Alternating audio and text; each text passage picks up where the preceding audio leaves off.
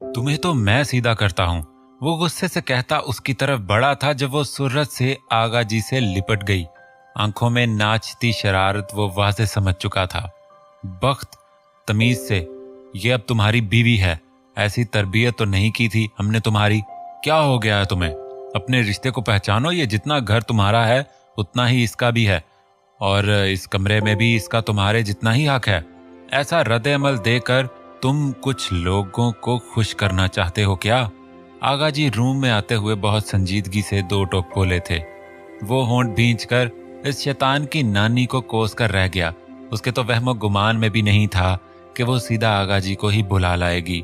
यह लड़की इसकी सोच से ज्यादा तेज थी, जो अब आगा जी के सामने मासूम सा मुंह बनाए खड़ी थी। वक्त, अब मुझे कोई शिकायत नहीं मिलनी चाहिए, अंडरस्टैंड? वो दुरुस्त लहजे में बोले थे। वो जवाबन चुप ही रहा। सर में दर्द की बहुत तेज ठेसें उठने लगी थी। आई होप अब आप आगा जी को शिकायत का मौका नहीं देंगे। आगा जी के जाने के बाद वो उसके इर्द गिर्द घूमती हुई बोली। वो गुस्से से उसकी कलाई पकड़ता बेड पर पटक चुका था। वो धड़म से बेड पर गिरी थी। ये क्या बदतमीजी है? वो गुस्से से बोली। ये घर, ये कमरा अब तुम्हारा है ना, क्योंकि बीवी हो तुम मेरी। तो अब बीवी बनो ना मिस मर्जी। वो कमीज की स्लीव्स ऊपर करता हुआ स्पॉट लहजे में बोला। क्या मतलब है तुम्हारा? हाँ, और कैसे ऐसे कैसे गिराया आपने मुझे? अब अगर टच किया ना तो चीख चीख कर दूसरे हवेली वालों को बुला लूंगी। वो बेड से खड़ी होती नाक चिढ़ाकर बोली। सीरियसली मिस मर्जी, ठीक है, चिल्लाओ जरा, मैं भी तो देखूं कितना लाउडस्पीकर है तुम्हारा। वो उसकी तरफ कदम बढ़ाता हुआ सर्द लहजे में बोला। उसे अपनी तरफ बढ़ता देखकर वो सूरज से उसके पास से गुजर कर पीछे हुई थी। बचाओ बचाओ, ये मुझे मार रहा है, वो बहुत ऊंचा चिल्लाई थी, जिस पर वो कानों में उंगलियां ठोंस कर रह गया। मिस मर्जी, ये दीवारें साउंड प्रूफ हैं, वो बहुत ठंडे लहजे में बोला था। जरगून जो फुल वॉल्यूम में चिल्ला रही थी, उसके सर्द लहजे पर एकदम सी चुप हुई। क्या पहले नहीं बता सकते थे आप? चीख चीख कर मेरा गला दुखने लगा। वो गुस्से से कमर पर हाथ रखकर बोली। आगा जी को क्यों बुला कर लाई थी? वो उसके करीब आता भींचते हुए लहजे में बोला। तो आपने मुझे रूम से क्यों निकाला? हाँ, मेरी बेइज्जती की, धक्का दिया, क्या मैं चुपचाप बैठी रहती? हरगिज नहीं। जरगून आजम अपने हक में आवाज उठाने वाली है। वो बहुत फख्र से गर्दन अकड़ा कर बोली। देख चुका हूं कितनी आवाज उठा सकती थी तुम अपने हक में। वो बहुत गुस्से से बोला। ये तो ताने दे देकर ही मार देगा। कहाँ फंस गई मैं? इस हवेली को तो मजा चखा दिया, तुम्हें भी बहुत मजा चखाऊंगी मिस्टर अजलान बख्त। वो उसके चेहरे को गौर से देखती तंज से बड़बड़ाई। मुंह में बड़बड़ाना बंद करो और जाओ साथ वाले रूम में चली जाओ। वो बहुत गुस्से से उसकी तरफ बढ़ता हुआ बोला। ये रूम मेरा है, आगा जी ने कहा था, चाहे कुछ भी हो जाए अपना रूम न छोड़ना। वो बेड पर चढ़ती डीठ बनकर बोली। दुपट्टा सर से उतरकर कंधों पर आ चुका था। लंबे घुंघराले बाल कुछ आगे थे तो कुछ पीछे। जेवर मेकअप ऐसे ही था जैसे अभी किया हो।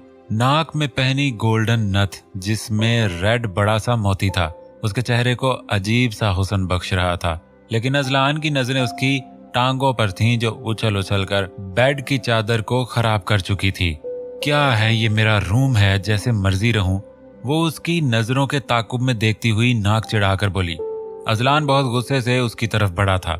जरगून उसे देखती बेड से छलांग लगा गई, लेकिन अजलान बख्त के हाथ में उसका दुपट्टा आ चुका था, जो कंधे पर पिन से सेट किया गया था। बचकाना हरकतें बंद करो जरगून आजम, वरना मुझसे बुरा कोई नहीं होगा। एक बार का कहा समझ नहीं आता क्या? क्या कह रहा हूं कि रूम से निकलो और साथ वाले रूम में चली जाओ, लेकिन तुम्हारे दिमाग में कोई बात घुसती ही नहीं। वो उसे एक झटके से अपनी तरफ खींचता हुआ बहुत दुरुस्त लहजे में बोला था, जिस पर जरगून ने नाक चढ़ाया था। मतलब कि सीरियस नहीं होना था उसने, चाहे वो जूतों से ही क्यों ना उसकी धुलाई कर देता। आप ये कहना चाह रहे हैं मैं कुन ज़हन हूं जिसके बाप ने रिश्वत से उसे पास करवाकर डॉक्टर बनवाया था? वो भी बहुत गुस्से से बोली। उफ अल्लाह, आगा जी आपने मुझे कहां फंसा दिया। वो उसके कंधे झटकते हुए गुस्से से बड़बड़ाया। वो मुस्कुराई। वैसे अब मुझे पता लग गया है आपकी पहली बीवियां क्यों आपके साथ नहीं रहीं। पक्का वो आपसे डर कर भाग गई होंगी, है ना? वो उसके चेहरे को देखती शरारत से बोली। जबकि अजलान बख्त के चेहरे पर बहुत करख्त तासरात छाए थे। चेहरा एकदम से सपाट हुआ था। वो उसके कंधों से हाथ झटका एकदम पीछे होता उल्टे कदमों से चलता वो बाहर निकल गया था। हैं, इसे क्या हुआ? बड़ा बेचारा सा मुंह बन गया है। बीवियों के जिक्र पर लगता है इनको मिस करता है बेचारा। वो पुरसोच नजरों से बंद दरवाजे को देखती हुई बोली, जो वो जाते हुए बहुत जोर से मार कर गया था। हमें क्या, मिट्टी पाओ। वो बेड से उतरती अपने बैग की तरफ बड़ी, जो कुछ देर पहले हुमा रख कर गई थी, जिसमें 3-4 ड्रेसेस थे। वो ब्लू ट्राउजर पर हाफ वाइट शर्ट पहने मुंह टॉवल से साफ करती बाहर निकली।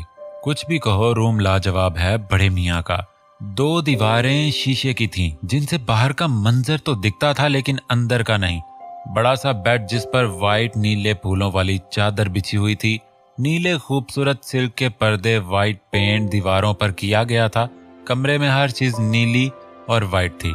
फर्नीचर भी वाइट, जबकि दरवाजों पर भी नीला पेंट था। उफ, ये कमरा तो मेरे ड्रीम्स जैसा है। तलाक के बाद मैं इस रूम को बहुत मिस करूंगी। वो बेड पर चढ़ती वाइट कंबल जिस पर नीले डॉट थे ओढ़ती हुई तासुफ से बोली, हनी को मैसेज तो कर दूं जरा। मोबाइल पकड़ती वो खनान को मैसेज टाइप करने लगी, हनी के बच्चे सुबह मेरी बेड टी दे जाना, वरना जानते हो ना तुम्हारा हशर नशर कर दूंगी। मैसेज टाइप करके साइड वाली टेबल पर रखती खुद पर कंबल ओढ़ गई। नीचे तय खाने में बने जिम में बैठा वो सर दर्द से पागल हो रहा था। आंखों में सुर्ख डोरे बहुत वाजे थे। बाल जो हमेशा जेल से सेट किए गए होते थे, आज माथे पर बिखरे पड़े थे। क्या मेरा वजूद किसी के लिए भी अहमियत का हामिल नहीं था? वो दर्द से बड़बड़ाया था। आगा जी चाय की चुस्कियां लेते मुस्कुराए जा रहे थे। आज आप बहुत खुश हैं? रुकैया बानो ने उन्हें देखते हुए मुस्कुराकर पूछा। हाँ, मैं खुश हूँ। मेरा बेटा इंशाअल्लाह एक दिन बहुत अच्छी जिंदगी गुजारेगा। उसके चेहरे पर भी मुस्कुराहट हुआ करेगी, तुम देख लेना बानो। वो सामने दीवार पर नजर जमाए हुए बहुत यकीन से बोले, इंशाअल्लाह। रुकैया बानो ने मोहब्बत से कहा, लेकिन जरगून में अभी बचकाना बहुत है। वो कैसे उसे समझेगी, कैसे उसे शौहर का दर्जा देगी?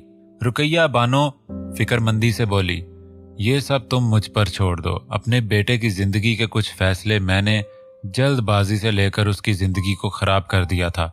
अब मैं और जरगून उसकी जिंदगी संवारेंगे। जरगून को मैं हैंडल कर लूंगा। वो बहुत प्यारी बच्ची है। और सबसे अहम बात, साफ दिल की।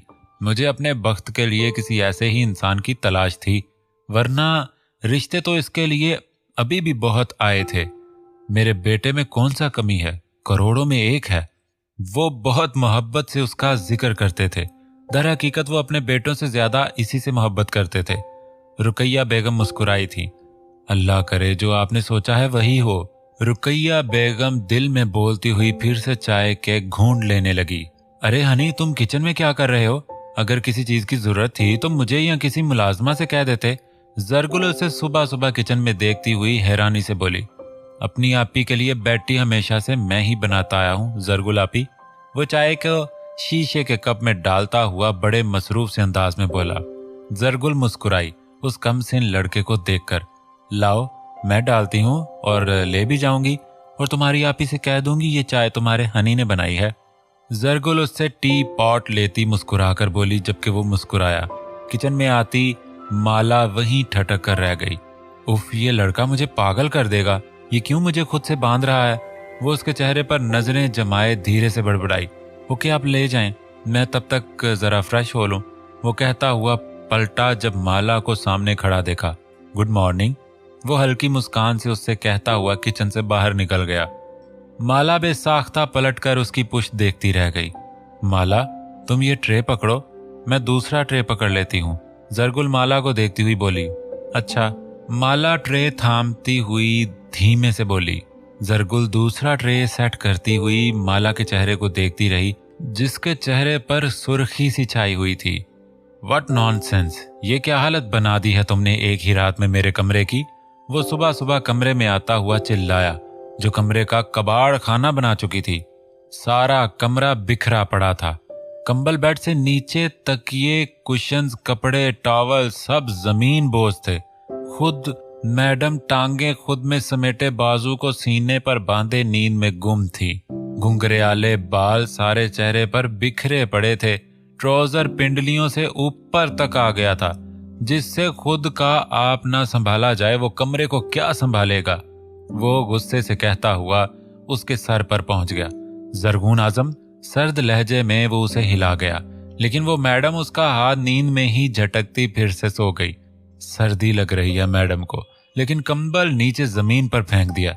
उफ आगा जी, वो गुस्से से खुद पर जब्त करता रह गया। जरगून आजम, वो एकदम से उसे नींद में ही बेड पर खड़ा कर चुका था। वो आंखें बंद किए नींद में उसके सहारे झूलती रही। उफ, वो झुंझला कर रह गया। जरगून, इस दफा उसने उसे अच्छा खासा झंझोड़ दिया था। क्या हुआ, क्या हुआ? चोर चोर, पापा एली आ गया, पापा एली आ गया। वो आंखें बंद किए नींद में ही चिल्लाई थी और फिर वो एकदम से उसके सीने से लग गई थी। हनी, एली आ गया, वो मुझे ले जाएगा, मुझे बचाओ। वो उसमें घुसती अजीबो गरीब हरकतें करती उसे साकित कर गई। जरगून, वो उसे खुद से जुदा करता चिल्लाया था, जिस पर वो एकदम से आंखें खोलती उसे देखे गई, जैसे समझ ना पा रही हो वो कहाँ है और क्या हुआ है। अरे ये यहाँ ही है। फिर एकदम से उसे कल की हुई शादी और रुखसती याद आ गई। क्या है, मुझे इस तरह क्यों पकड़ा हुआ है? मैं फालतू नहीं हूँ, ना ही मेरी नींद इतनी गहरी है जिससे कोई मेरा फायदा उठा सके। चीर कर रख दूंगी, बल्कि हाथ तोड़ दूंगी। वो स्टार्ट हो चुकी थी। अब उसकी जुबान ने कौन सा रुकना था। वो बेजार तासरात से उसका चेहरा देखता एकदम से उसके चलते होंठों पर अपना भारी हाथ रख गया। वो आंखें फैलाए उसे देखे गई, जैसे पूछा हो ये क्या बदतमीजी है। खामोश, एकदम खामोश। कैसे रखा है चाचू ने तुम्हें इतना अरसा? उनकी हिम्मत को दाद देता हूं मैं, वरना तुम्हें बर्दाश्त करना एक बहुत मुश्किल मरहला है। वो गुस्से से चिल्लाया। मुझसे यूं चिल्लाकर बात करने की जरूरत नहीं, मैं कोई ऊंचा नहीं सुनती। अल्हम्दुलिल्लाह कान सलामत है मेरे। आहिस्ता बोलें, मेरा सर दर्द कर दिया है यूं चिल्ला चिल्ला कर। वो उल्टा उसी पर चढ़ दौड़ी थी। वो लब भींचे उसे देखे गया, जैसे समझ न पा रहा हो इस लड़की का क्या करे। अस्सलाम वालेकुम बड़े भाई एंड बड़ी भाभी। जरगुल और माला दरवाजे में खड़ी दरवाजा नॉक करती मुस्कुराते लहजे में बोली।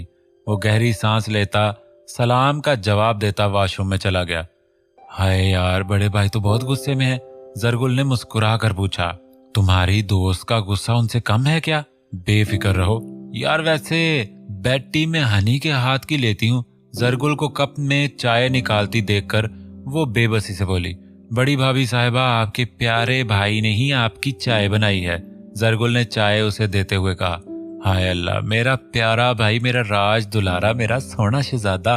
वो चाय का सिप लेती उसकी बनाई हुई चाय को पहचानती बहुत मोहब्बत और लाड से बोली, जबकि माला हल्की मुस्कान से गाल पर हाथ रखे जरगुन को देख रही थी।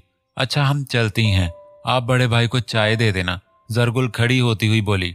आप? वो हैरत से अपने लिए आपका इस्तेमाल हुआ लफ्ज बोली। आप हमारे बड़े भाई की बीवी हैं तो हमारे लिए काबिल एहतराम हैं, और अगर आप ना कहा तो अम्मियों और दादियों से बहुत डांट सुनने को मिलेगी। इस बार माला ने उसे तफसील से जवाब दिया, जिस पर वो हैरत से उन्हें देखती चाय के सिप लेती रही। वो दोनों से हाथ हिलाती हुई चली गई। अरशद, अक्सा को भेजो सफाई के लिए। वो वॉशरूम से बाहर आता मुलाजिम को फोन में हिदायत देता हुआ उसकी तरफ आया। वो इस वक्त white shirt, black pant, grey coat में था। शायद वो कहीं जा रहा था। तैयारी तो यही बता रही थी। सो लिया? वो उसके करीब आता हुआ बोला। हाँ, वो हैरत से बोली। सो लिया ना? अब निकलो मेरे कमरे से, मैं काउंटिंग स्टार्ट कर रहा हूँ, और अगर तुम तीसरे मिनट मुझे इस कमरे में नजर आई तो सीधा बालकनी से नीचे लटका दूंगा। बहुत हो गया तुम्हारा। वो बहुत सर्द लहजे में बोला। हैं? वो हैरत ज़दा सी बस यही कह सकी। लेकिन ये तो मेरा कमरा है ना अब। वो चाय का कप बेड पर रखती अचंभे से बोली। एक, वो खुद पर काबू पाता काउंटिंग शुरू कर चुका था। वो मुंह खोले उसे देखे गई। दो, वो जरगुन की तरफ एक एक कदम बढ़ाता हुआ बोला। वो हैरत से उसे देखे गई। तीन, तीन कहता ही गुस्से से वो उसकी तरफ बढ़ा था। हाय अम्मी जी, अब्बू जी, बचाएं मुझे। वो उसे अपनी तरफ गुस्से से बढ़ता देखकर चिल्लाती हुई बाहर भागी थी। जाते जाते चाय को पैर मार गई थी, जिससे सफेद बेडशीट दागदार हो चुकी थी। उफ, वो सर थाम कर रह गया। वो लड़की उसे पागल कर देने की सलाहियत रखती थी। जी साहब। मुलाजमा की आवाज पर वो खुद पर कंट्रोल करता उसकी तरफ पलटा। ये कीज पकड़ो, सारा कमरा साफ सुथरा करके कीज दीनू बाबा को दे देना। वो मुलाजमा को हिदायत देता वॉलेट और लैपटॉप का बैग पकड़ता हुआ बाहर निकल गया। वो बाहर गार्डन में बैठती सामने क्यारी में लगे पौधों को देखने लगी। उसने मुझे नीचे फेंक देना था अगर मैं वहां से ना भागती तो। वो सदमे से बड़बड़ाई, ख़याम भाई। ख़याम को देखती वो उसे आवाज लगा गई। जी। वो उसकी तरफ आता हुआ एहतराम से बोला, आप इतना कम क्यों बोलते हैं?